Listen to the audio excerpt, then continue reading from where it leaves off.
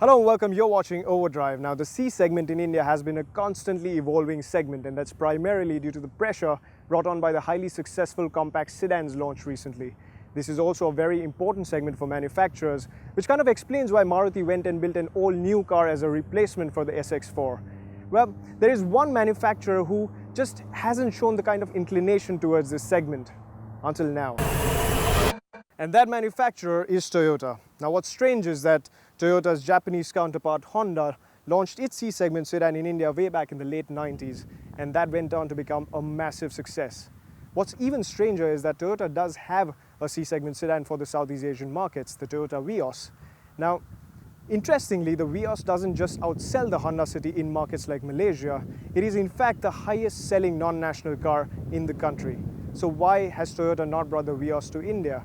Well, recently, the Vios was caught testing on Indian soil, so we thought we'd take a trip to Malaysia, get ourselves a Toyota Vios, and find out if it can really take the fight to the likes of the Honda City and the other C-segment cars.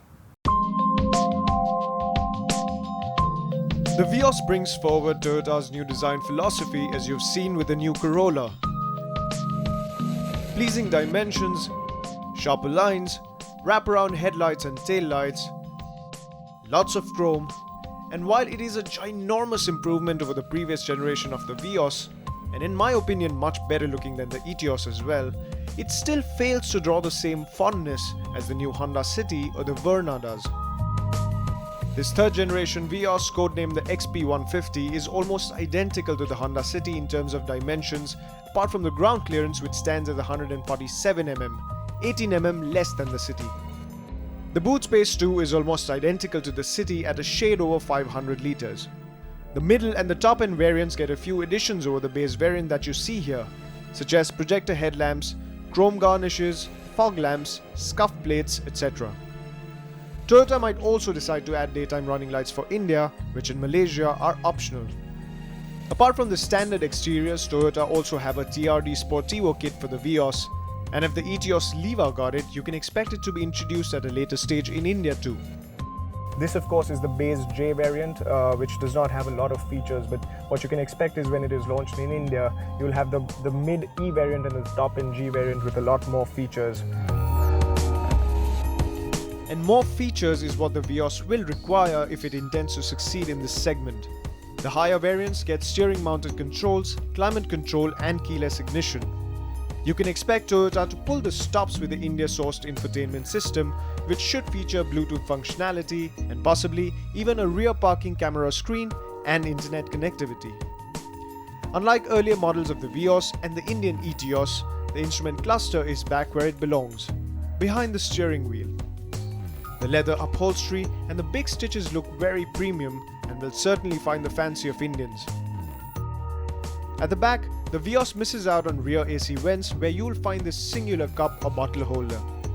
The space at the back and the seating comfort is nothing out of the ordinary. My guess, it'll work just fine for India.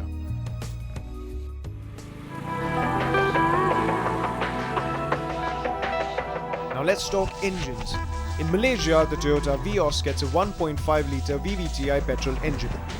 Now Toyota already has a 1.5-litre petrol engine for India that's doing duty on the Etios sedan, and you'd imagine that it would make commercial sense for Toyota to continue with that engine. But let's put aside commercial viability for a moment. Consider this. The Etios' 1.5-litre engine makes a diminutive 90 PS of max power. The Vios is about 100 kgs heavier than the Etios, and Honda's iVTEC engine in the City makes an impressive 120 PS of max power. So my money is definitely on Toyota's 1.5-litre VVTi petrol engine making it to India. And of course, alongside it you can expect them to persist with the frugal 1.4-litre diesel engine from the Etios. This car of course comes with the option of a 4-speed automatic ECT gearbox, but the India car, at least at launch, will have the 5-speed manual. But this segment does have its predilections towards automatics, so the 4-speed ECT can be expected at a later stage. The ECT automatic in the Vios does feel much more tactile than the CVT that we get in India with the Honda City, and that should work to Toyota's advantage. Now if safety is one of your primary concerns, as it should be, Toyota claims that the ACE body structure that the Vios is composed of is one of the safest in the segment.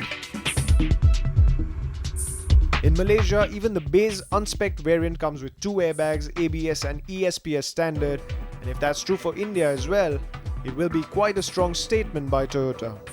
Besides this, the Vios comes with all disc brakes as standard, an advantage over the Honda City's rear drums.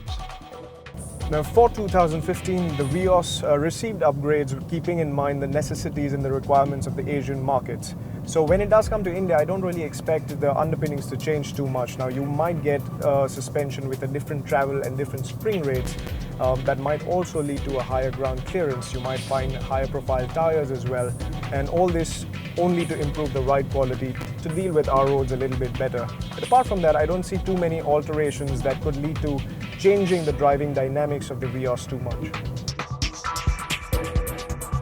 The roads here in Malaysia are far superior to what we have back in our country, so I can't really tell you much about the ride quality except for so far it's been quite plush and pliant, but you'll just have to wait for our India road test verdict when it does come to India.